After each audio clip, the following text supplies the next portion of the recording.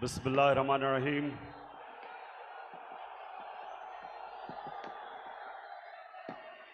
अल्लाह तेरी इबादत करते हैं, तेरे से मदद मांगते हैं।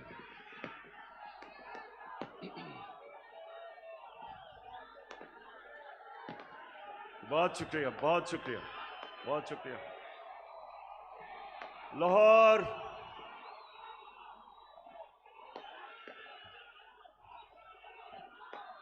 शुक्रिया, शुक्रिया।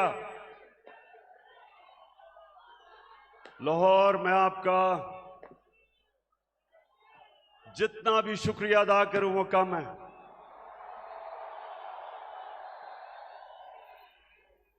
मुझे पता था कि आप मुझे मायूस नहीं करेंगे।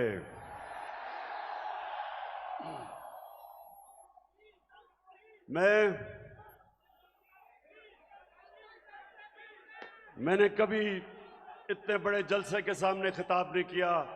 आप सबका शुक्रिया। माशाअल्लाह, अल्लाह का भी शुक्र अदा करता हूं कि उसने आपके दिल में वो शऊर डाला, आपको जगाया। ये अल्लाह का करम है, ये अल्लाह का खास करम होता है जब वो एक कौम को जगा देता है और एक इंसानों के हजूम को एक कौम बना देता है। ये अल्लाह तेरा लाख लाख शुक्र है। लाहौर में इधर पास ही मेयो हॉस्पिटल में पैदा हुआ था और मुझे बचपन से एहसास था। ये आपने आज गौर से बातें सुन। सामने प्लीज बैठ जाएं, बैठ जाएं, आप बैठ जाएं। वो नीचे देख सकते, नीचे बैठ जाओ, बैठ जाओ, बैठ जाओ, बैठ जाएं, सामने बैठ जाएं, वो देख नहीं सकते। बैठ जाएं प्लीज। देखें, मैं पाकिस्तान के साथ बड़ा हुआ हूं। मैं बार बार लोगों को बताता हूं कि मेरे मां बाप एक गुलाम हिंदुस्तान में पैदा हुए थे और उन्होंने पाकिस्तान की तहरीक में शिरकत की थी। और बचपन से उन्होंने मुझे एक चीज बताई कि तुम खुशकिस्मत हो कि एक आजाद मुल्क में पैदा हुए हो। और मैंने जब क्रिकेट की ग्राउंडों के ऊपर अपने मुल्क का नाम ऊपर किया और हमारा पाकिस्तान आहिस्ता आहिस्ता आहिस्ता क्रिकेट की दुनिया में ऊपर जाना शुरू हुआ, तो हमें फख्र होता था कि हम वो पाकिस्तानी हैं जो एक आजाद पाकिस्तान को दुनिया में उठा रहे हैं। तो मेरे पाकिस्तानियों, लाहौर के लोगों, जो आप सब यहां हैं, जो बाहर हैं, वैसे मैंने कभी इतनी पब्लिक नहीं देखी। मैं फिर से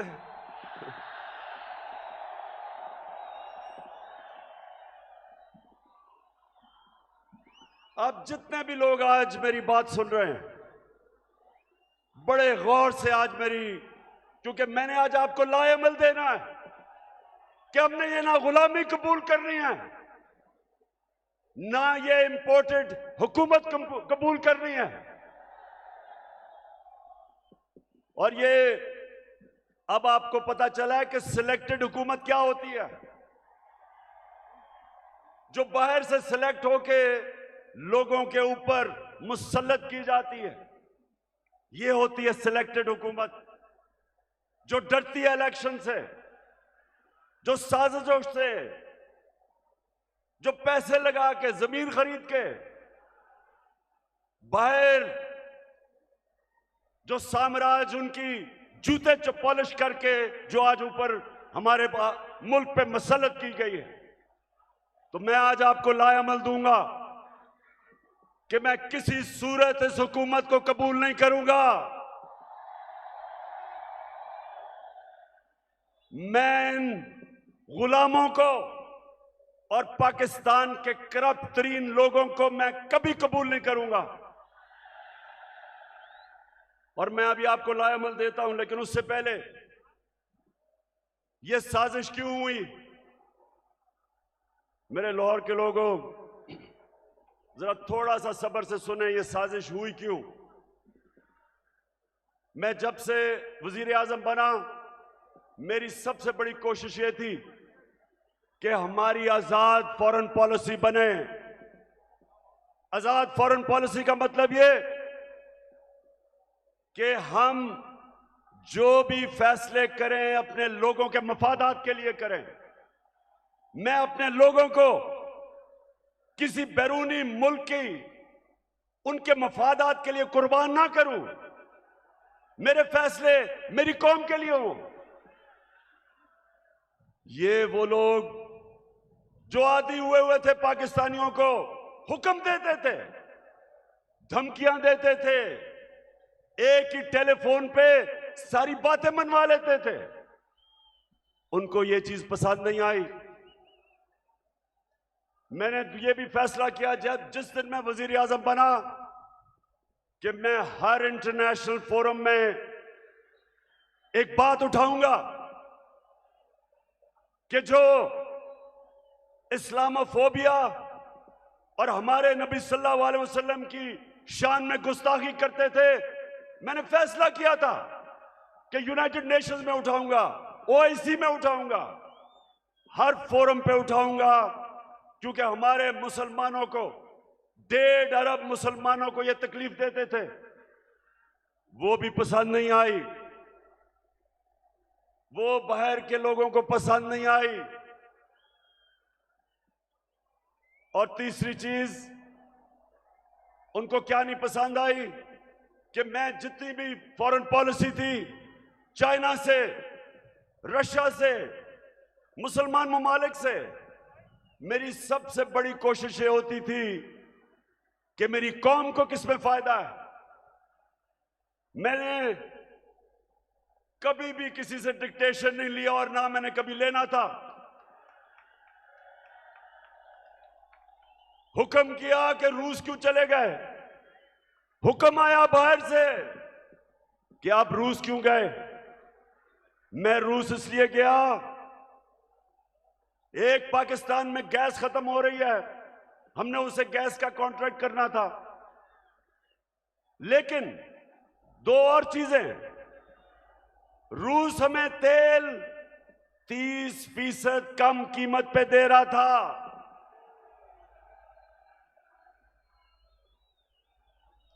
तेल 30% कम कीमत पे। इसका मतलब कि पेट्रोल और फजलुर रहमान को 30% कम पे हम बेच सकते थे।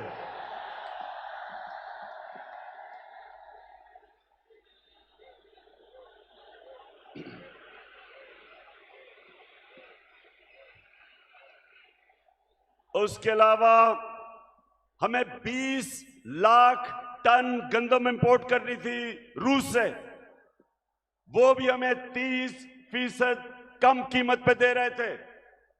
मैं इसलिए गया था कि मेरे लोगों को फायदा था, मेरी आवाम को फायदा था, मैं महंगाई कम कर सकता था। और ये देखें कि हिंदुस्तान जो अमेरिका का करीबी एलाई है, स्ट्रेटेजिक एलाई है, वो तेल मंगवा रहा है रूस से। उसको अमेरिका ने कहा कि ना तेल खरीदो, उसने आगे से सीधा जवाब दिया अमेरिका को कि हम अपने लोगों के मफादात के लिए फैसले करते हैं। यानी कि हिंदुस्तान की फॉरेन पॉलिसी उनके लोगों के मफादात के लिए, और हमारी फॉरेन पॉलिसी किसी और कौम की मफादात के लिए। यह भी पसंद नहीं आई बात, चाइना से ताल्लुकात वो भी पसंद नहीं आए, तो तब बाहर से साजिश होनी शुरू हुई। लेकिन ये याद रखें कि साजिश कभी मुकम्मल नहीं हो सकती जब तक अंदर मुल्क के मीर जाफर और मीर सादिक ना बैठे हों। मीर जाफर वो गद्दार था जिसने अंग्रेजों के साथ मिलकर मुसलमानों की हुकूमत, सिराजुद्दौला की हुकूमत गिराई जाती मफादात के लिए। और मीर सादिक वो था निजाम हैदराबाद के साथ मिलके, अंग्रेजों के साथ मिलके टीपू सुल्तान को इन्होंने हरवाया। यहां भी मीर सादिक और मीर जाफर बैठे हुए थे जिन्होंने बाहर की साजिश में पूरा हिस्सा लिया।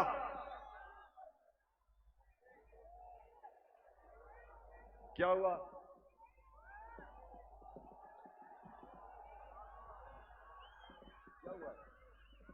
अच्छा सुना जरा, हो जाएगा ठीक। तो ये साजिश बाहर से हुई, अंदर मीर जाफर और मीर सादिक बैठे थे, अंदर थ्री स्टूजेस बैठे हुए थे, इन्होंने इनके साथ मिले। और भी इसके अंदर लोग मुलव्वस थे। और तारीख इन सारों को किसी को माफ नहीं करेगी जिन्होंने मिलके एक हुकूमत को कब गिराया। मेरे पाकिस्तानियों ये सुने, हमारी हुकूमत को तब गिराया जब हमारी हुकूमत की, और मैं चैलेंज करता हूं, सबसे बेहतरीन पाकिस्तान की परफॉर्मेंस तहरीक इंसाफ की हुकूमत की थी। हमारी इकोनॉमी सही तरफ जा रही थी, 5.6% पे हमारी इकोनॉमी बढ़ रही थी। ना नून लीग ने इसका कभी मुकाबला किया, ना पीपल्स पार्टी ने किया। हमारी एक्सपोर्ट्स रिकॉर्ड पे थी।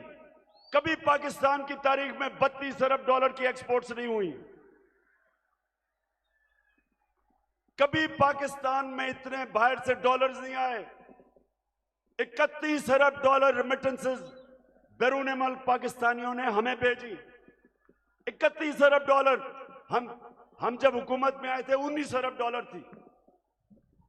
और पाकिस्तान की तारीख में सबसे ज्यादा पैसा हमने इकट्ठा किया टैक्स में, 6000 अरब डॉलर से ऊपर।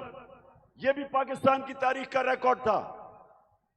हमने सबसे सारे बर्रे सगीर में जिस मुल्क में सबसे कम बेरोजगारी थी वो पाकिस्तान था। सबको पीछे छोड़ गए हम। और ये कब? जब कोरोना वायरस ने दुनिया में तबाही मचाई हुई थी। पाकिस्तान वो मुल्क है जिसकी दुनिया ने मिसाल दी कि उस मुल्क जिसने सबसे बेहतर कोरोना वायरस को हैंडल किया, अपने लोग भी बचाए, अपने गरीब भी बचाए, अपनी इकोनॉमी भी बचाई।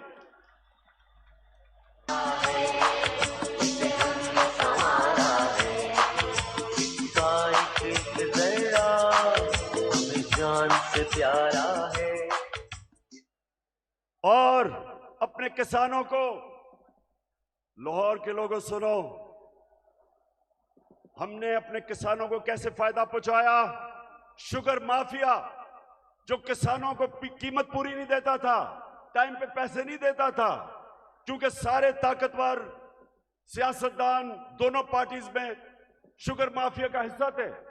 हमने आके शुगर माफिया का मुकाबला किया, किसानों को पैसे दिलवाए ठीक टाइम पे, और उनको कीमत सही मिली। उन्होंने अपनी जमीन पे लगाया। और पाकिस्तान की तारीख में 5 फसलों में की तारीख में सबसे ज्यादा पैदावार पाकिस्तान की तारीख में एक पिछले साल हमने किया। गंदम की रिकॉर्ड पैदावार, गन्ने की रिकॉर्ड पैदावार, मकई की रिकॉर्ड पैदावार, आलू की रिकॉर्ड पैदावार, चावल की रिकॉर्ड पैदावार, यह हमारे दौर में हुआ। जब दुनिया कह रही थी कि पाकिस्तान की इकोनॉमी सही रास्ते पे निकल गई है और जिस रास्ते पे जा रही है आईएमएफ की गुलामी से आजाद होने जा रही थी, तब इन्होंने हमारी हुकूमत को साजिश करके गिराया। पहले हुकूमतें गिरती थी, 2 दफा बेनजीर की हुकूमत गिरी, 2 दफा नवाज शरीफ की 90 की दिहाई में। जब भी गिरी करप्शन पे गिरी। मैं चैलेंज करता हूं, बताएं कि क्या इमरान खान ने कोई लंदन में फ्लैट लिए, कोई फैक्ट्रियां लगाई? मेरे पे आज इल्जाम लगाया जा रहा है कि जनाब तोशा खाना से इसने कोई चीजें ली। जरा लाहौरियों जरा सुनो, तोशा खाना है क्या? समझो पहले ये क्या है। जो भी तोहफा मिलता है प्राइम मिनिस्टर और उनके वजीरों को, जो भी तोहफा मिलता है वो तोशा खाना में जाता है। इनके जमाने में जब तोशा खाना में प्रेजेंट जाता था तो ये 15% पैसे दे के जो हुकूमत को जाती थी वो खरीद सकते थे। हम आए, हमने 50% रखा, 50% हुकूमत को जाता था और जो भी हम खरीदना चाहे हम खरीद सकते थे। जो भी मैंने खरीदी सब रिकॉर्ड के ऊपर है, सब कानून के अंदर है। और आज मैं आप सबको यह भी बता दूं कि मैंने उन पैसों से जो मेरे घर के नीचे सड़कें जो आम लोगों को भी फायदा पहुंचाती थी, वो तोशा खाना के पैसे से सड़क ठीक की, हुकूमत का पैसा नहीं लिया। मेरा जो घर है मैं कानून के मुताबिक उसको कैंप ऑफिस बना के सारे खर्चे हुकूमत देती है, यानी आप देते हैं टैक्स, आप टैक्स पेयर उसका पैसा सारा देता है। मैं अपने खर्चे देता हूं। मैं कोई ना लाहौर का घर ना वहां कैंप ऑफिस नहीं किया, अपने पैसे से वो चलाया। जो दीवार नीचे बनानी थी सिक्योरिटी फेंस, गवर्नमेंट से पैसे नहीं लिए, अपना ऑफिस चलाया, गवर्नमेंट से पैसे नहीं लिए। और ये लोग जो आज प्रोपेगेंडा कर रहे हैं, मैं चैलेंज करता हूं कि तुम्हारे मैं चैलेंज करता हूं कि कभी पाकिस्तान की तारीख में किसी प्राइम मिनिस्टर ने अपने ऊपर इतना कम पैसा खर्च नहीं किया जो मैंने किया।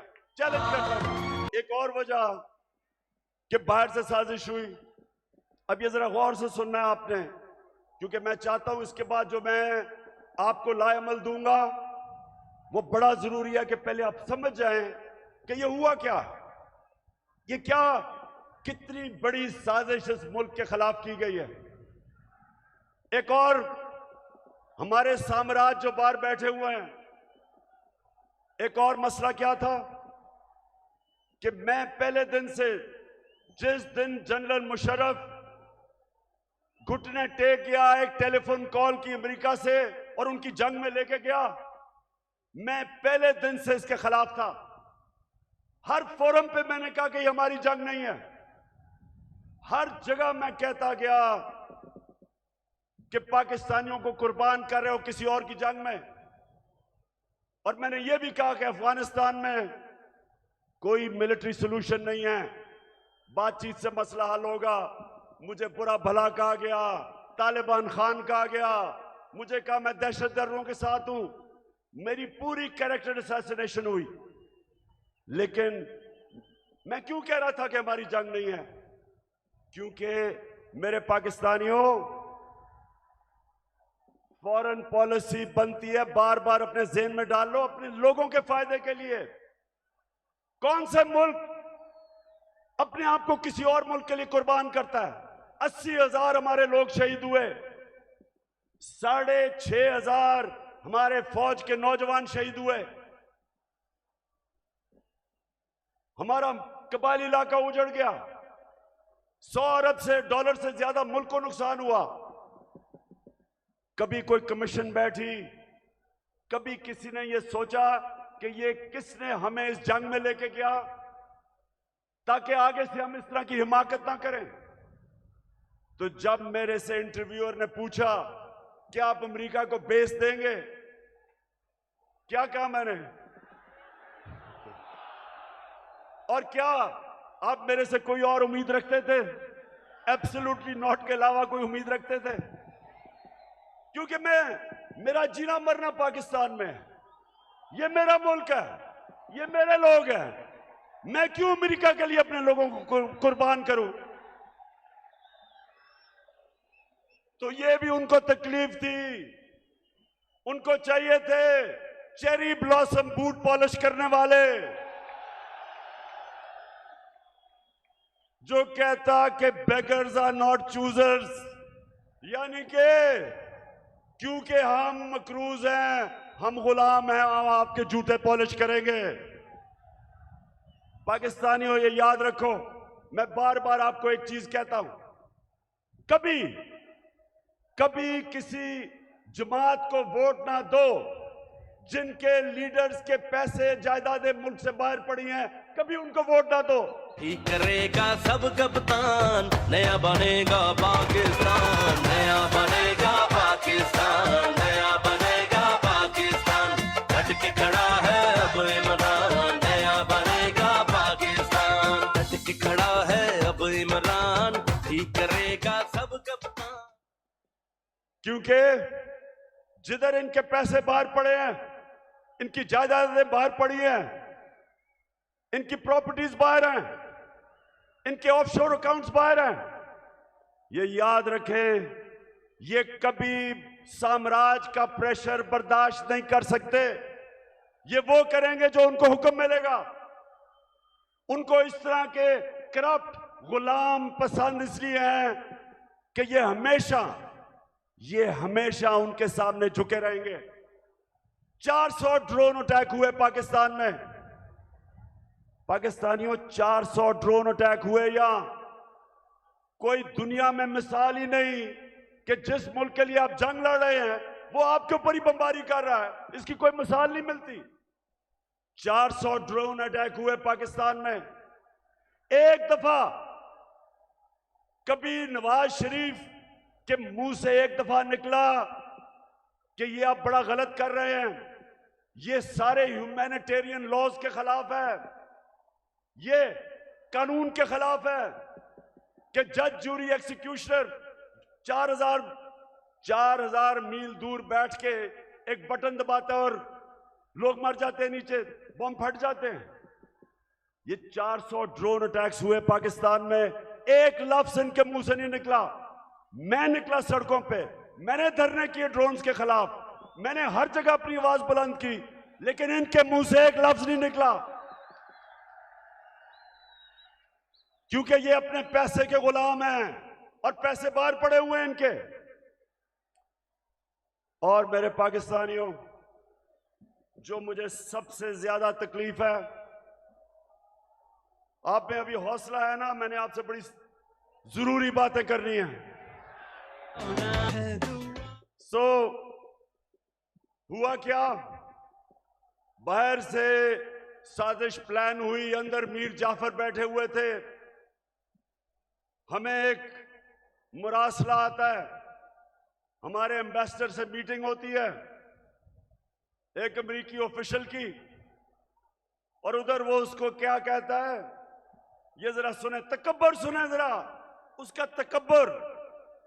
हमारे एम्बेसडर को कहता है कि अगर तुमने इमरान खान को इस नो कॉन्फिडेंस मोशन में ना हराया तो पाकिस्तान को बड़ी मुश्किलों का सामना करना पड़ेगा। तकब्बर सुने, 22 करोड़ हमारी अवाम, दुनिया का 5वां 6वां बड़ा मुल्क, और एक ऑफिशियल हमारे एम्बेसडर को कह रहा है कि अगर तुमने इमरान खान को, ये जो उसके खिलाफ नो कॉन्फिडेंस मोशन आ रहा है, अभी आया नहीं था, उसको पहले ही पता था, कहता कि अगर ये आपने इसको ये अगर कामयाब ना हुआ इसके खिलाफ तो पाकिस्तान को बड़ी मुश्किलों का सामना करना पड़ेगा। लेकिन अगर कामयाब हो गया, और ये सुनो मेरे पाकिस्तानियों, कहता अगर कामयाब हो गया तो हम पाकिस्तान को माफ कर देंगे।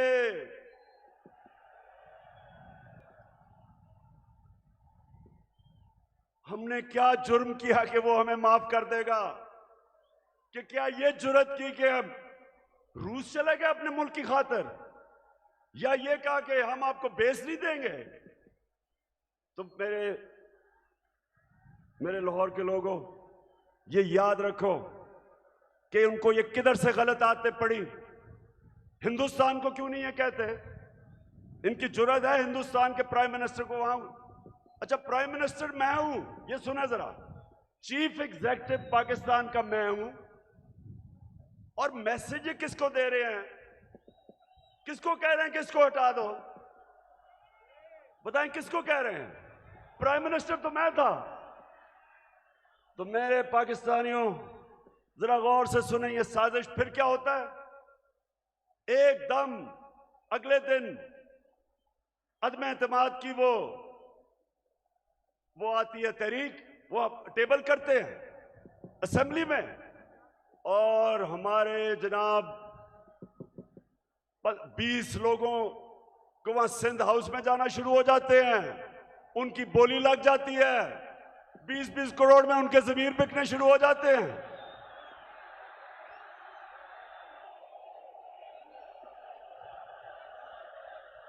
मैं तो देखूंगा, मैं तो देखूंगा, तुम भी देखोगे।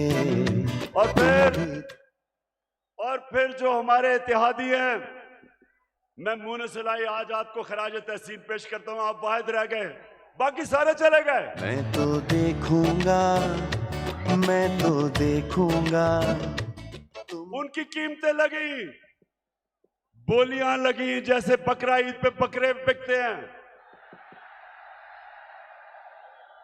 बंद किया जनाब उनको सिंध हाउस के अंदर। सिंध से पुलिस लेके आए। सोचे ये पाकिस्तान में हो रहा है। मैं अपनी आज बड़े अदब से मैं अपनी अदालतों से पूछता हूं कि क्या ये आइन के खिलाफ नहीं है, ये कानून के खिलाफ नहीं है कि बिक रहे हैं बकरों की तरह। अवाम से वोट लेके आए हमारे टिकट पे, और वहां जाके उनकी बोलियां लग गई। यानी ये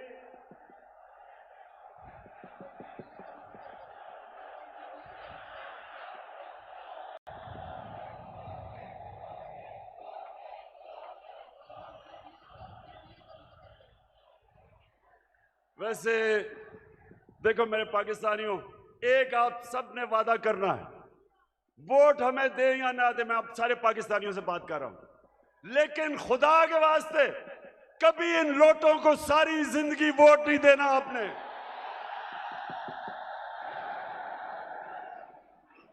जमीर फरोशों को, जिनका ना कोई दीन है ना ईमान है ना उनमें शर्म है, कि सारी जिंदगी उनके बच्चों के ऊपर धब्बा लगेगा कि ये हैं वो लोग जिन्होंने अपने आप को बेचा, अपने जमीरों को बेचा। सारी जिंदगी के लिए इनके ऊपर एक मोहर लगे कि कभी ये सियासत के पास ना आए। जिन जिन हलकों में ये जाएंगे, मेरी कौम पाकिस्तानियों, अगर आपने इनको किसी भी हलके में जीतने दिया, आप इस मुल्क से गद्दारी करेंगे।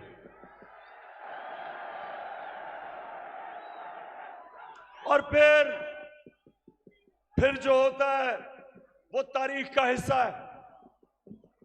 अदालतें भी 12 बजे खुल जाती हैं।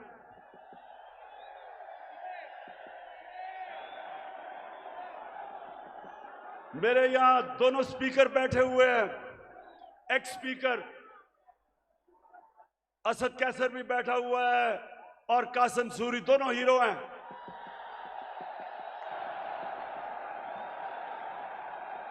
हम सारा वक्त, हमारे आइन में ट्राइकोटमी ऑफ पावर की बात थी। हमारे आइन में यह था कि सुप्रीमेसी ऑफ पार्लियामेंट, लेकिन ये सब हमने अपनी आंखों के सामने, हमने सब ये इसको जाते देखा, और हमने फिर ये देखा, और ये सबसे तकलीफ दह चीज है। पाकिस्तानियों, जरा मेरी ये बात सुननी है।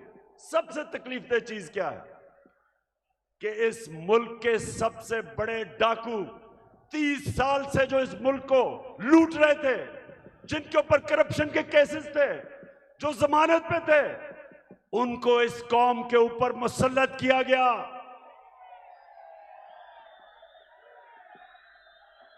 पाकिस्तानियों, मेरे से बेहतर शायद कोई भी पाकिस्तान की सियासत में ना अमेरिकनों को जानता है, ना यूरोपियंस को जानता है जो मैं जानता हूं। कोई नहीं मेरे से बेहतर जानता। उनके अपने मुल्कों में ये कोई तस्वर भी नहीं कर सकता कोई सोच भी नहीं सकता कि एक आदमी जमानत पे हो, उसको पार्लियामेंट तो दूर की बात है, उसको चपड़ासी भी बना दे। या उन्होंने हमारा प्राइम मिनिस्टर बना दिया और उसके बेटे को, जो सारा लाहौर जानता है कि हर एक एक चीज के ऊपर रिश्वत लेता था, उसको चीफ मिनिस्टर का कैंडिडेट बना दिया।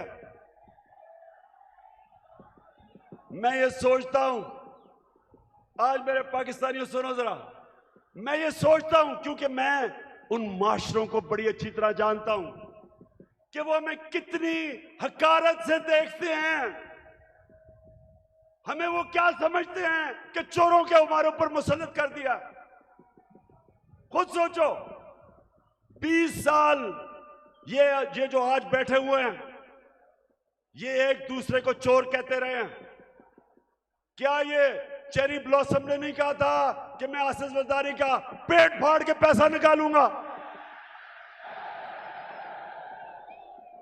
ये क्या लोगों को बेवकूफ समझते हैं? क्या नवाज शरीफ ने 2 दफा आसिफ जरदारी को जेल में करप्शन पे नहीं डाला था?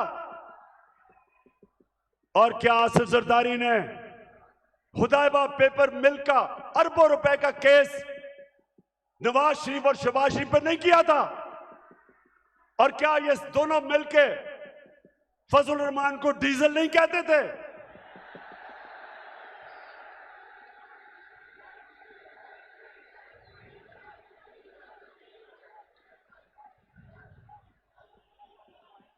इससे ज्यादा आप एक मुल्क के ऊपर क्या जुल्म कर सकते हैं कि ये 3 स्टूजेस को, ये मुल्क के मानाज डाकुओं को मुल्क के ऊपर मुसल्लत करें।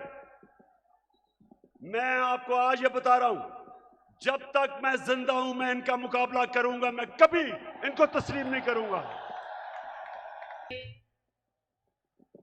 पाकिस्तानियों, अब ये जरा मेरी बात सुना, ये इतना बड़ा इस मुल्क पे जुल्म किया इन्होंने कि आपको अंदाजा नहीं कि ये जो हमारे माशरे को करेगा, एटम बॉम्ब भी नहीं कर सकता।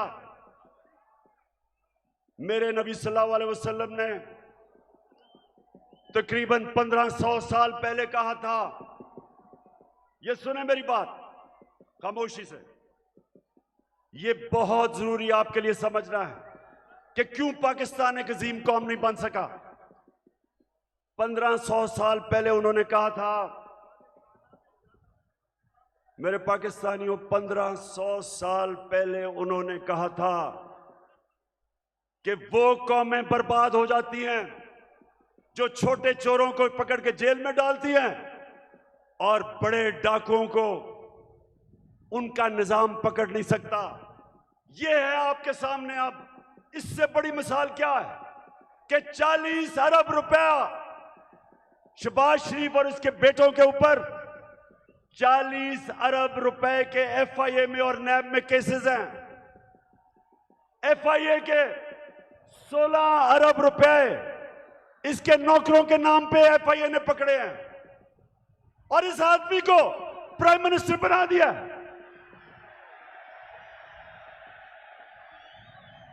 मैं आज सारी दुनिया से पूछता हूं, अपनी सारी कौम से पूछता हूं कि मुझे यह बताएं आप कि वो जो एफआईए के, और मैं उनको खराज तहसीन पेश करता हूं एफआईए के ऑफिसर्स को जिन्होंने इसके केस निकाले और पकड़े।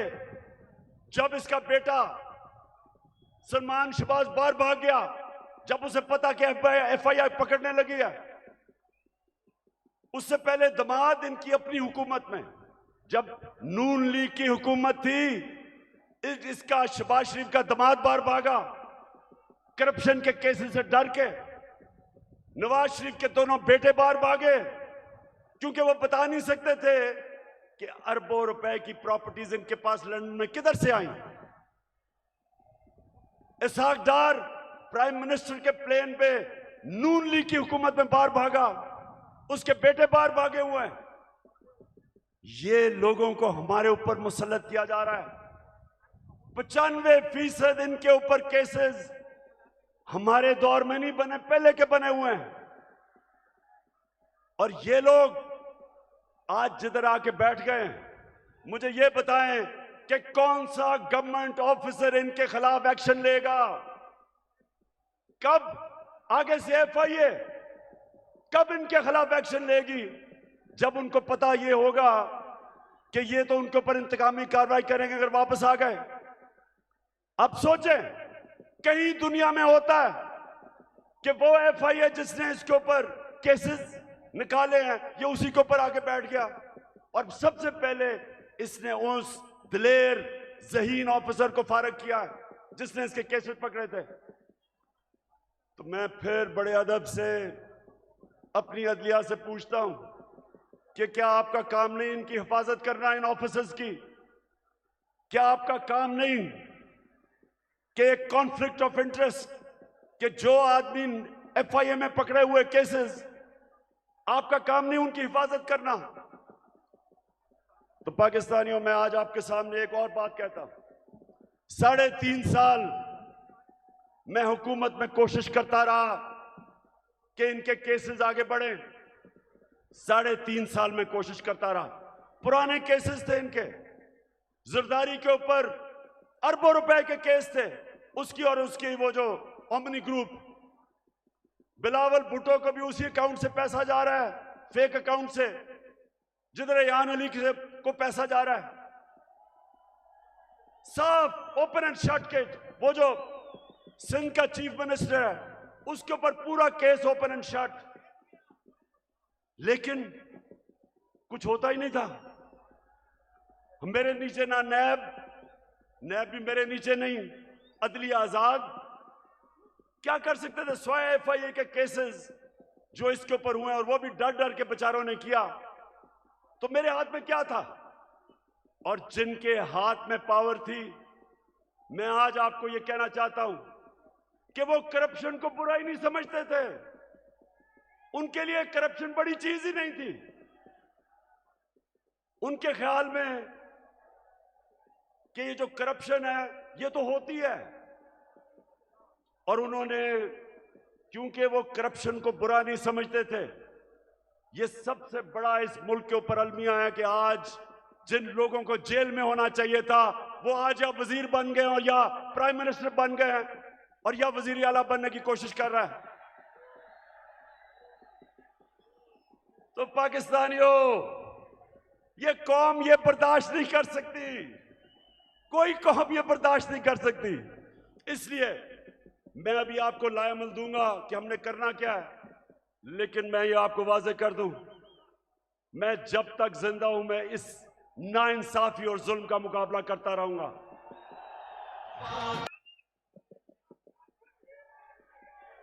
पाकिस्तानियों, लाहौर के मेरे बाशऊर शहरियों, पहले बताएं आप तैयार होंगे जो मैं आपको बाद में बताने लगा हूं मेरे साथ, इंशाअल्लाह। अच्छा, अब मैं आपको जिस चीज की मुझे और बहुत तकलीफ है कि वो केसेस जो भी ताकतवर है यहां, उनको हमारा इंसाफ का निजाम कानून के नीचे ला ही नहीं सकता। अब ये सोचें कि जब हमारे नबी सल्लल्लाहु अलैहि वसल्लम ने कहा था कि कौम तबाह हो जाती जब ताकतवर को नहीं पकड़ती, डाकू को और सिर्फ छोटे चोरों को पकड़ती है, उनकी सोचें, उनकी हिकमत, यानी उनमें अल्लाह ने उनको सबसे दुनिया का अजीम आदमी किसी वजह से बनाया था और हमें हुक्म किया था कि उनकी सुन्नत पे चलो। देखें, छोटा चोर भैंस चोरी कर लेगा, मोटरसाइकिल चोरी कर लेगा, ज्यादा से ज्यादा गाड़ी चोरी कर लेगा, कितना पैसा बना लेगा। लेकिन जब बड़ा डाकू चोरी करता है, अरबों रुपए की चोरी करता है, अब वो बिस्तर के नीचे नहीं वो पैसा रख सकता, वो बैंक में नहीं डाल सकता क्योंकि पकड़ा जाएगा, लिहाजा वो पैसा मुल्क से बाहर भेजता है। दुगना नुकसान करता है, चोरी भी बड़ी करता है। और जब वो पैसा मुल्क से बाहर भेजता है, जिसको मनी लॉन्ड्रिंग कहते हैं, तो वो डॉलर खरीद के भेजता है। जब वो डॉलर खरीदता है, डॉलर के ऊपर प्रेशर पड़ता है, रुपए की कीमत गिरती है। जब रुपया गिरता है, महंगाई आती है, गुर्बत बढ़ती है। आज ये हाल है कि यूनाइटेड नेशंस के सेक्रेटरी जनरल ने एक कमेटी बनाई है जिसको कहते हैं फैक्ट टाइप पैनल। उस पैनल को उसने कहा इन्वेस्टिगेट करो कि क्या वजह है कि गरीब मुल्क गरीब हो रहे हैं और अमीर मुल्क अमीर हो रहे हैं। आपको पता है उस पैनल ने क्या, उसने जब इन्वेस्टिगेट किया तो क्या चीज सामने आई कि हर साल पाकिस्तानियों, इधर और से सुनो, हम IMF से हम सिर्फ 6 अरब रुपए के कर्जा जब लेते हैं तो हमें उनकी हर बात माननी पड़ती है। हमें मुल्क के ऊपर एक जंजीर डाल जाती है गले में, 6 अरब डॉलर पे। तो हर साल गरीब मुल्कों से जो पैसा जाता है अमीर मुल्कों में, ऑफशोर अकाउंट्स में, लंदन फ्लैट्स में, वो 1700 अरब डॉलर है। 1700 अरब डॉलर हर साल गरीब मुल्कों से चोरी होकर अमीर मुल्कों में जाता है। हमारे मुल्क से अंदाजा लगाया जाता है 15 अरब डॉलर हर साल बाहर जाता है चोरी करके। और वो कौन करता है? वो भैंस चोर या मोटरसाइकिल चोर नहीं करता, वो ये बड़े बड़े डाकू जो आज ऊपर मुसल्लत कर दिए हैं, ये चोरी करके पैसा बाहर भेजते हैं। और इसलिए मेरे पाकिस्तानियों, इनका मुकाबला करना है हमने। ये है हमारी हकीकी आजादी की जंग जो मैं आपको आज तैयार करवाने आया हूं उसके लिए। फिर से तू अड़ जा, फिर से तू डट जा, फिर से वो बल्ला घुमा।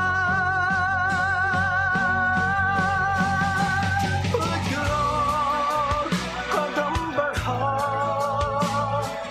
फिर से वो लम्हा दोहरा जब जीत के आया था, फिर से वतन को जिता। कदम बढ़ा, फिर से वो लम्हा। ये मैंने सुना है कि ये मीर जाफर की हुकूमत ने फैसला किया है कि कमीशन बनाएंगे उमर आसरे के ऊपर। शहबाज शरीफ, तुम और तुम्हारी फैमिली से ज्यादा झूठे लोग दुनिया में आए नहीं हैं। तुम्हारे से ज्यादा करप्ट लोग इस दुनिया में नहीं आए। आपने तो जाके लाहौर हाई कोर्ट में गारंटी दी थी कि नवाज शरीफ वापस आ जाएगा। नवाज शरीफ ने नेशनल असेंबली में खड़े होकर कहा, जब पैनामा में ये पकड़े गए, पैनामा में क्या हुआ था? पैनामा में पता चला, इंकशाफ हुआ कि जो 4 महंगे तरीन लंदन में मेफेयर की अपार्टमेंट्स हैं वो मरियम के नाम पे हैं।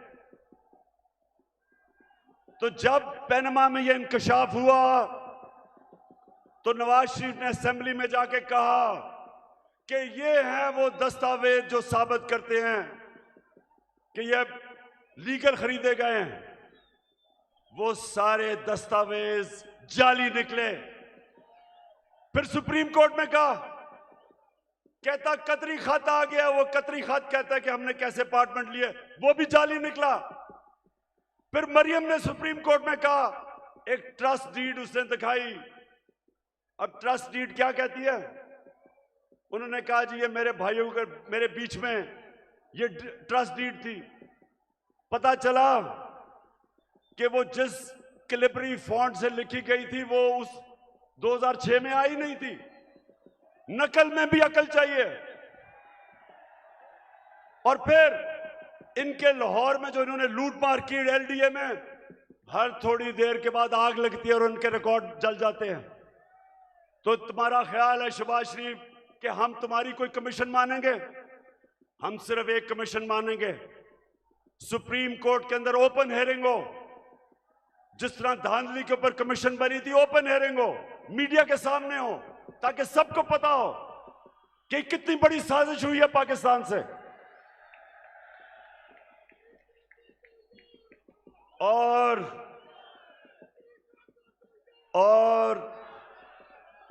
ये जो भी चीफ इलेक्शन कमिश्नर है, ये जो चीफ इलेक्शन कमिश्नर है, इसको तो नून लीग के अंदर कोई ऑफिस का ओहदा दे दो।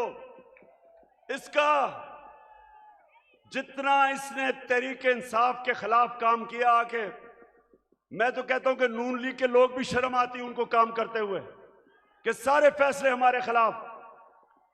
फॉरेन फंडिंग केस क्या है? हमें बैरून मुल्क पाकिस्तानियों ने पैसे भेजे, वो पाकिस्तानी जो कि 31 अरब डॉलर इस मुल्क को भेजते हैं जिस पे पाकिस्तान चलता है, वो फॉरेन फंडिंग नहीं है। और हमने इनको बार बार कहा है कि जब भी आप इन्वेस्टिगेट करें तो नून लीग की भी साथ इन्वेस्टिगेशन करें, पीपल्स पार्टी की भी करें। और लाहौर के लोगों, मैं आपके सामने दावा करता हूं कि जब भी हमारी सामने इन्वेस्टिगेशन होगी, दूध का दूध पानी का पानी हो जाएगा। एक पार्टी होगी पाकिस्तान की तारीख में जो पॉलिटिकल फंड रेजिंग करती है, लोगों से पैसे इकट्ठे करती है। इनके पैसे वो बिजनेसमैन देते हैं जिनके साथ मिलकर ये पैसे बनाते हैं, उनको कॉन्ट्रैक्ट्स दिलवाते हैं, फिर उनसे पैसे लेते हैं। एक एक का नाम भी मुझे पता है, उनसे पैसे लेते हैं। इनके पास कोई फंड रेजिंग का तरीका नहीं है।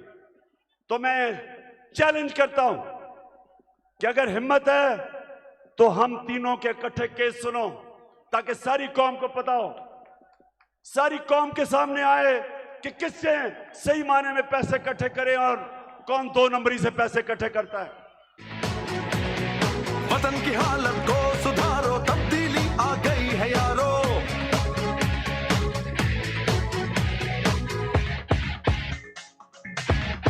तब्दीली आ नहीं रही, तब्दीली आ गई है।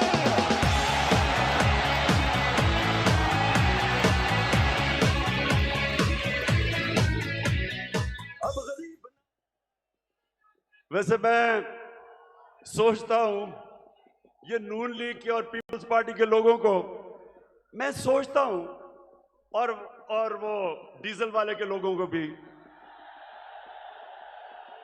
कि मुझे ये बताएं कि कोई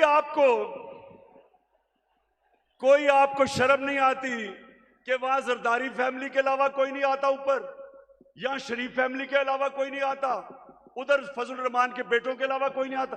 कोई आपको शर्म नहीं आती कि किसी में सलाहियत नहीं ऊपर आने की? हमारी पार्टी में क्यों नहीं है?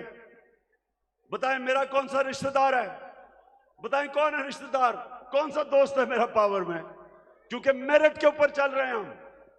ये खानदानी पार्टीज, मैं इनके ऊपर हैरत मुझे होती है कि क्यों नहीं इनको अजीब लगता कि वो एक बच्चे को बाहर से उर्दू उसको पूरी आती नहीं, उसके सामने बड़े बड़े झुके हुए होते हैं। वो जब नवाज शरीफ प्रेसिडेंट ओबामा को मिला पर्चियां पकड़ के, तो जिसकी काम पे टांग रही थी, 14 साल हो गए, उर्दू नहीं आ रही सही तरह, करती करते में फर्क ही नहीं पता चलता उसको। तो दूसरी तरफ वो मरियम तैयार है, जिसने जिंदगी में 1 घंटे का काम नहीं किया, वो तैयार बैठी है, उसका बेटा तैयार बैठा है, उनके रिश्तेदार तैयार बैठे हैं सबके। तो कोई इनके लोगों को कोई एहसास नहीं कि ये हैं कौन, इनकी सलाहियत क्या है स्वाय चोरी करने के, कि इनके अलावा कोई ऊपर ही नहीं आ सकता। मैं आपसे आखिर में अब जो मैं बात करने आया था, आप सबको यहां इकट्ठा किया, उस पे मैं आने लगा हूं। तो मैं सबसे पहले पाकिस्तानियों, अब आपने थोड़ी सी जरा तहम्मुल से मेरी बात सुननी है, क्योंकि इसके लिए मैंने आज आपको बुलाया है। देखिए पाकिस्तानियों,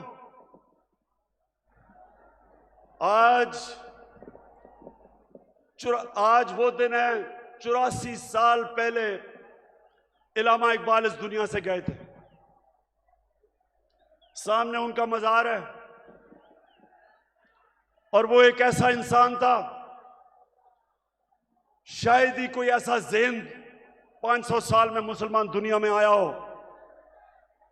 और इल्लामा इकबाल की जो पूरी कोशिश थी कि एक गुलाम कौम को उठाए, जिंदा करे गुलाम कौम को, उनकी इतनी शायरी है। लेकिन जो मुझे सबसे ज्यादा पसंद है, और आज जो मैं एक फिक्रा कहना चाहता हूं, कि उस रिस्क से मौत अच्छी है जिस रिस्क से परवाज में आती है कोताही।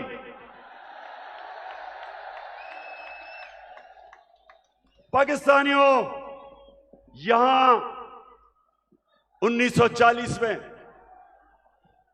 जब कायद आजम ने पाकिस्तान की रेजोल्यूशन करारदाद पाकिस्तान पास की थी, तो वो क्यों ये कितनी बड़ी ख्वाब उन्होंने ये अनाउंस की थी कि हिंदुस्तान के मुसलमानों ने फैसला किया कि हम एक आजाद मुल्क में रहना चाहते हैं। ये पाकिस्तान सिर्फ इस खित्ते के मुसलमानों के लिए नहीं था। जो हिंदुस्तान में मुसलमान जो नहीं पाकिस्तान आ सके, उन्होंने भी वोट दी पाकिस्तान के लिए, क्योंकि पाकिस्तानियों बड़ी ख्वाब का नाम था पाकिस्तान।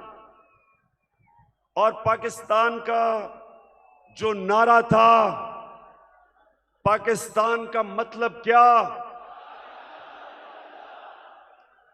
मैं ये चाहता हूं आज कि पहले आप ला इलाहा इल्लल्लाह का मतलब सही माने में समझ लें।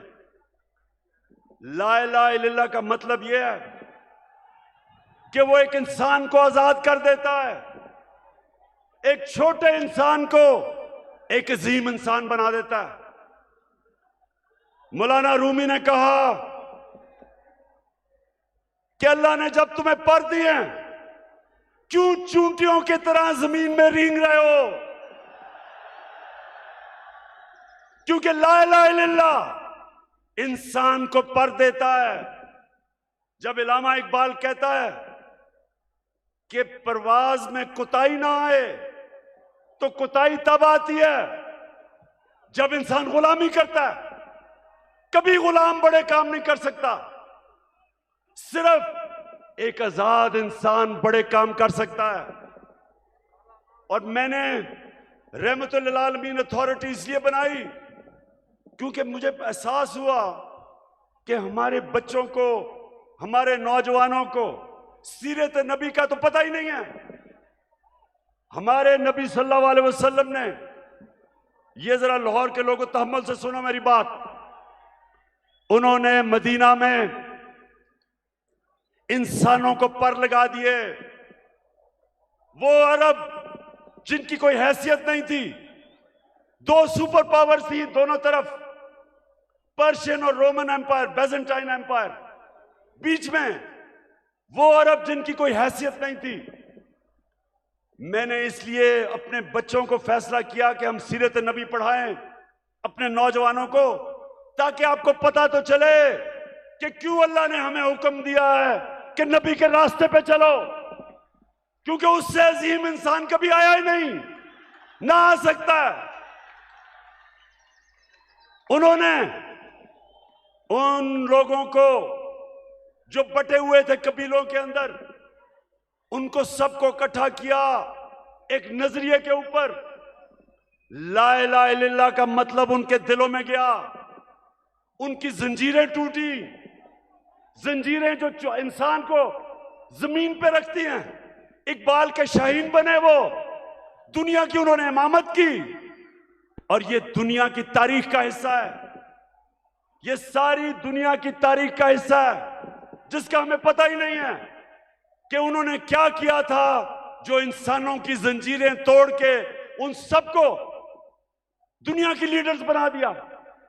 तो पाकिस्तानियों, इसलिए मैं आज आपके पास आया हूं कि ये जो कहता है कि बेकर्सन कि हम जनाब मकरूज हैं इसलिए गुलाम हैं, शहबाज शरीफ तुम पैसे के गुलाम हो, हम कौम आजाद हैं। और दूसरा कहता है कि जनाब हम तो लाइफ सपोर्ट मशीन पे हैं, अमेरिका जब चाहे बंद कर दे। शर्म करो कि 22 करोड़ लोगों को तुमने गुलाम बना के रख दिया, क्योंकि तुम खुद गुलाम हो, तुम्हारे पैसे बाहर पड़े हैं, अपने पैसों की पूजा करने वाले तुमने। हम जो एक बड़ी अजीम ख्वाब पाकिस्तान जो बनना था, आपने हमें चूंटियों की तरह जमीन पर रखा हुआ है। मैं आज आपको आजाद करने आया हूं। मैं आप आज से अहद लेने आया हूं कि हमने इकबाल का शाहीन बनना है। हमने किसी सूरत किसी के सामने झुकना नहीं है। हमने 22 करोड़ की एक ऐसी कौम बनना है, वो कौम बनना है। और मेरा लीडर कायदे आजम था, जो एक गुलाम हिंदुस्तान में भी आजाद आदमी था। तो पाकिस्तानियों, मैं चाहता हूं कि आप अपना मुकाम समझें। कुरान में अल्लाह कहता है कि मैंने इंसान को अशरफुल मखलूकात बनाया, सबसे अजीम मखलूक। फरिश्तों को कहा कि इंसान के सामने झुको। शैतान को उन्होंने जन्नत से निकाला एक वजह से। इबादत तो वो सबसे ज्यादा करता था अल्लाह की, क्योंकि उसमें तकब्बर था, कहता मैं इंसान के सामने नहीं झुकता। और अल्लाह ने उसे कहा कि तुम्हें भी अंदाजा नहीं कि मैंने इसको क्या सलाहियतें दी हैं। और कुरान में फिर ये भी है, जब इंसान ऊपर जाता है तो फरिश्तों के उससे ऊपर चला जाता है, लेकिन जब वो गिरता है जानवरों से नीचे गिर जाता है। हमारे ऊपर है, हम ऊपर जाना चाहते हैं या जमीन पर रेंगना चाहते हैं। पाकिस्तानियों, आप एक दफा फैसला कर लें। जब आप फैसला करेंगे कि हम किसी सूरत स्वाय अल्लाह के किसी के सामने नहीं झुकेंगे, आपकी परवाज ऊपर चली जाएगी। जिस दिन ला इलाहा इल्लल्लाह का मतलब आप समझ गए, आपकी जंजीरें टूट जाएंगी। ये जो गुलामी की जंजीरों में हमें डालना चाहते हैं, टूट जाएंगी। अब सब उठ जाएंगे। 22 करोड़ लोग हैं, बाहर पाकिस्तानी बैठे हैं, हर किस्म की सलाहियत रखते हैं, लेकिन ये चोर और डाकू, पैसे के गुलाम, अगर ये आपके ऊपर बैठे रहे, ये मुल्क कभी आगे नहीं बढ़ेगा बल्कि नीचे जाएगा। हमारी कभी फॉरेन पॉलिसी आजाद नहीं हुई। स्वाय थोड़ी देर के भुट्टो के जमाने में, और भुट्टो को साजिश करके अंदरूनी मीर जाफर ने उसको फांसी दिलवाई। कभी उसके बाद आजाद नहीं हुई, लेकिन कभी इतनी गुलाम भी नहीं हुई जो ये 3 स्टूजेस के दौरान हुई है। जो इन्होंने हमारे साथ किया, जिस तरह इन्होंने हमें गुलामी करवाई, इसकी कोई मिसाल नहीं है। रमजी यूसुफ को पकड़ा दिया अमेरिकनों को, हमारे कानून के बरखिलाफ। एमएल कांसी को पकड़ा दिया, हमारी अदालतों को पूछे बगैर। एमएल कांसी के वकील ने अमेरिका की अदालत में क्या कहा, जब उन्होंने पूछा जज ने कि क्यों पाकिस्तान के कानून के बगैर आप इसको उठा के ले गए, तो उसका वकील कहता कि पाकिस्तानी अपनी वालदा को बेच देंगे डॉलरों के पीछे। और वो किसका दौर था? नवाज शरीफ का दौर था। हम नहीं बेचेंगे, ये नवाज शरीफ बेच देगा, पैसे का पुजारी है। फिर जनरल मुशर्रफ का दौर आया, 9/11 के बाद इसने पकड़ के पाकिस्तानियों को ग्वांटानामो बे में दे दिए। मुल्ला ज़ईफ तालिबान का एम्बेसडर था, जिनीवा जिनीवा कन्वेंशन के मुताबिक उसको प्रोटेक्शन थी। उन्होंने उसके बावजूद पकड़ा दिया, उनको ग्वांटानामो बे में भेज दिया। हमारे मुल्क से लोगों को उठा उठा के ले गए। हम जंग उनकी लड़ रहे हैं और दुश्मन हम ही बने हुए हैं। 400 ड्रोन अटैक्स करवा दिए, कबायली इलाके को उजाड़ दिया। जो कबायली इलाके के लोगों को मुश्किलों का सामना करना पड़ा, आप सोच भी नहीं सकते। 35 लाख लोगों ने नकल मकानी की वहां से, 40 लाख लोगों ने स्वाद से नकल मुकानी की। या मेरे 2 एक्स मिनिस्टर्स बैठे हुए हैं। मुराद सईद, इसकी वालदा को एक उसी जंग में स्वात में जब बम फटा तो उसकी वालदा के सर पे लगा, अभी तक वो कोमा में है, सालों से वो कोमा में पड़ी हुई है। यहां सरताज गुल है, उसका भाई यहां खुदकुश हमले में लाहौर में वो बेचारा शहीद हुआ। मेरे माँ और वालिद की तो दोनों तरफ से, एक जनरल बिलाल शहीद हुए वालदा की तरफ से, और न्याजी हमारे मियाँ वाली से शहीद हुए। 80,000 हमारे लोग मारे गए। क्यों? पाकिस्तान की जंग से क्या ताल्लुक था? क्योंकि गुलाम बैठे हुए थे। हमें कुर्बान किया गया किसी की खातिर और हमें दुनिया में जिल्लत मिली। उसामा बिन लादेन को पाकिस्तान में आके इन्होंने खत्म किया। कोई 3 दिन कोई बोला नहीं। प्रेसिडेंट ओबामा अपनी किताब में लिखता है कि मुझे बड़ा खौफ था कि मैं सदर जरदारी को जब टेलीफोन करूंगा वो बड़ी मुजम्मत करेगा कि तुमने हमारे मुल्क में आके ये किया क्या। कहता जब 3 दिन के बाद मैंने जरदारी को टेलीफोन किया तो कहता मुझे मुबारक देनी शुरू कर दी उसने।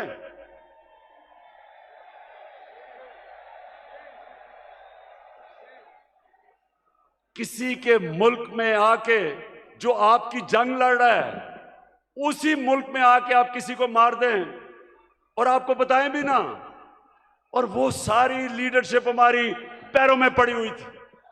पाकिस्तानियों याद रखें, कभी आपकी कभी दुनिया इज्जत नहीं करेगी जब तक आप अपनी खुद इज्जत नहीं करेंगे। तो मैं आज आपके पास जो पैगाम लेके आया हूं वो ये कि हमने फैसला किया है कि पाकिस्तान की हकीकी आजादी की तहरीक चलाना। हमारे ये मुखालिफ समझते हैं कि जी मीनार पाकिस्तान के बाद क्या होगा। कान खोल के सुन लो,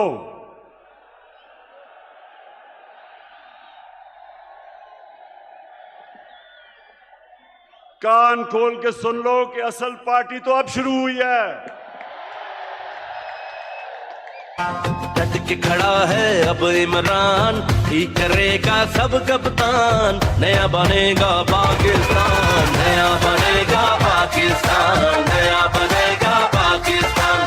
डट के खड़ा है अब इमरान, नया बनेगा पाकिस्तान। डट के खड़ा है अब इमरान, ठीक करेगा सब कप्तान। नया बनेगा पाकिस्तान, नया बनेगा पाकिस्तान, नया बनेगा पाकिस्तान। हमने सारे पाकिस्तान, ये मैं तहरीक इंसाफ को कॉल नहीं दे रहा, मैं अपने सारे पाकिस्तानियों को कॉल दे रहा हूं, बल्कि मैं नून लीग और पीपल्स पार्टी के लोगों को जो इस मुल्क में आजादी चाहते हैं, जिनको पता नहीं कि कितनी बड़ी साजिश हुई है, मैं उनको भी आज पैगाम दे रहा हूं कि आपने सबने तैयारी करनी है।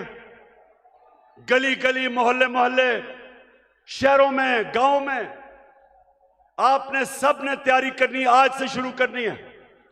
आपने मेरी कॉल की इंतजार करनी है जब मैं आप सबको इस्लामाबाद बुलाऊंगा।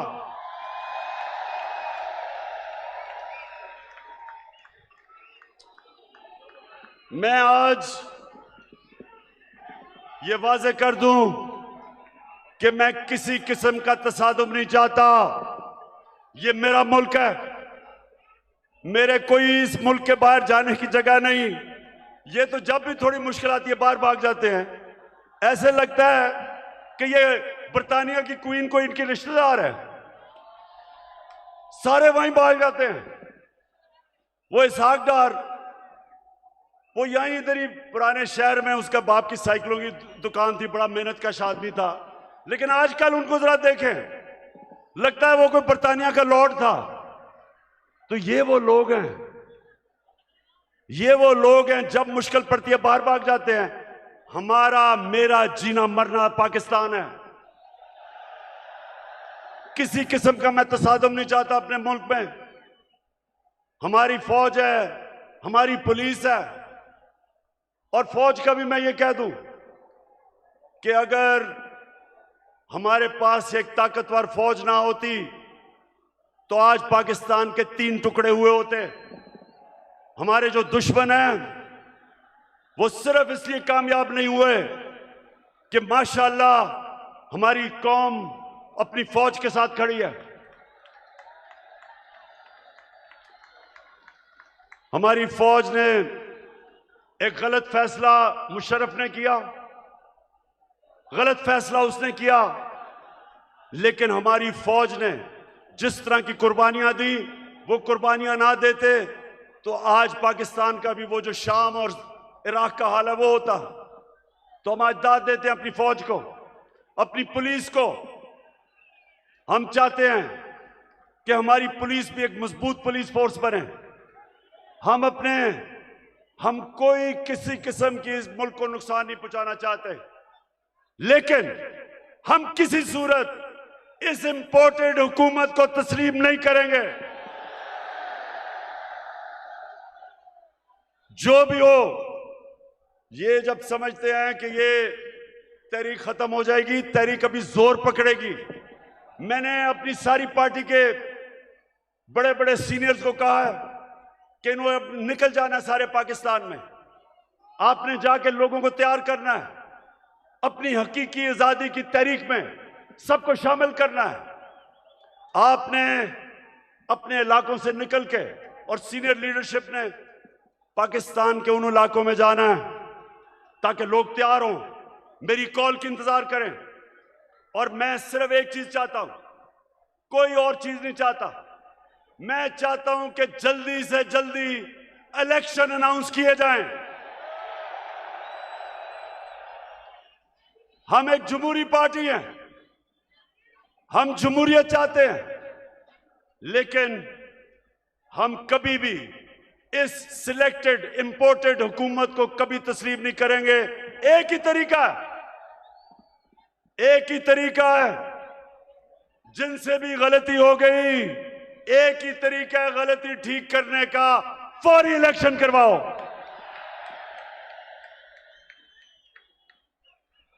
27वीं तारीख को मैं चाहता हूं मेरे पाकिस्तानियों, 27वीं तारीख को शबे दुआ की रात हम बनाएं। अल्लाह से दुआ करें कि हमारी हकीकी आजादी की तहरीक को कामयाब करे अल्लाह। और मैं सबसे अब आखिर में ये अहद लेना चाहता हूं, आपने आज हाथ खड़ा करके मेरे साथ एक अहद करना है कि आपने मेरे बाद रिपीट करना है। मैं जो आपको कहूंगा रिपीट करना है। क्या हम सब आज अहद करते हैं कि हम अपने मुल्क की हकीकी आजादी और जमहूरियत के लिए हर वक्त जद्दोजहद करेंगे, तब तक जद्दोजहद करेंगे जब तक इलेक्शन अनाउंस नहीं होते। पाकिस्तान जिंदाबाद।